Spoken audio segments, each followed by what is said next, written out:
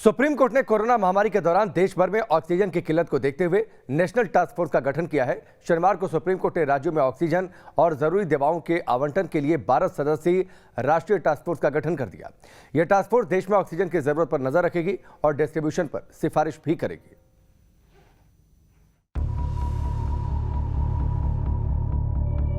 हर दिन बीतने के साथ देश भर में कोरोना संक्रमण के नए मामले रिकॉर्ड तोड़ रहे हैं।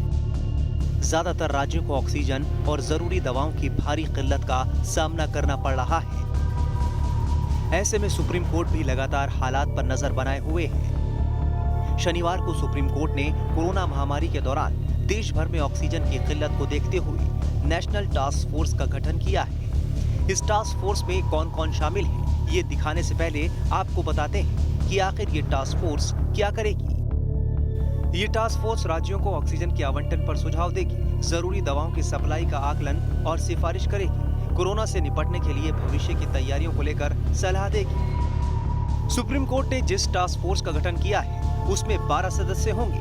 अब जरा ये भी देख लीजिए कि इस टास्क फोर्स में कौन कौन शामिल है। इस टास्क फोर्स में West Bengal university of health sciences Kolkata के पूर्व वीसी डॉक्टर भवतोष विश्वास, सर गंगाराम हॉस्पिटल दिल्ली के chairman doctor Devendra Singh Rana, Narayana health care Bengaluru के चेयरपर्सन और executive director doctor Devi Prasad Shetty, Christian medical college Vellore के प्रोफेसर डॉक्टर गगनदीप कांग, तमिलनाडु में क्रिश्चियन मेडिकल कॉलेज के ही डॉक्टर जेवी पीटर शामिल हैं। इनके अलावा मेदांता हॉस्पिटल के चेयरपर्सन और एमडी डॉक्टर नरेश त्रेहान, फोर्टिस अस्पताल में क्रिटिकल केयर मेडिसिन के director doctor Rahul Pandit, Sir Gangaram अस्पताल में कार्यरत और लीवर ट्रांसप्लांट की director doctor Saumit Rawat, ILBS के senior professor doctor Shiv Kumar Sarin और हिंदुजा हॉस्पिटल के डॉक्टर जरीफ एफ उडवाडिया भी शामिल हैं। इसके अलावा नेशनल टास्क फोर्स के संयोजक भी इसके सदस्य होंगे, जो केंद्र सरकार में कैबिनेट सचिव स्तर का अधिकारी होगा।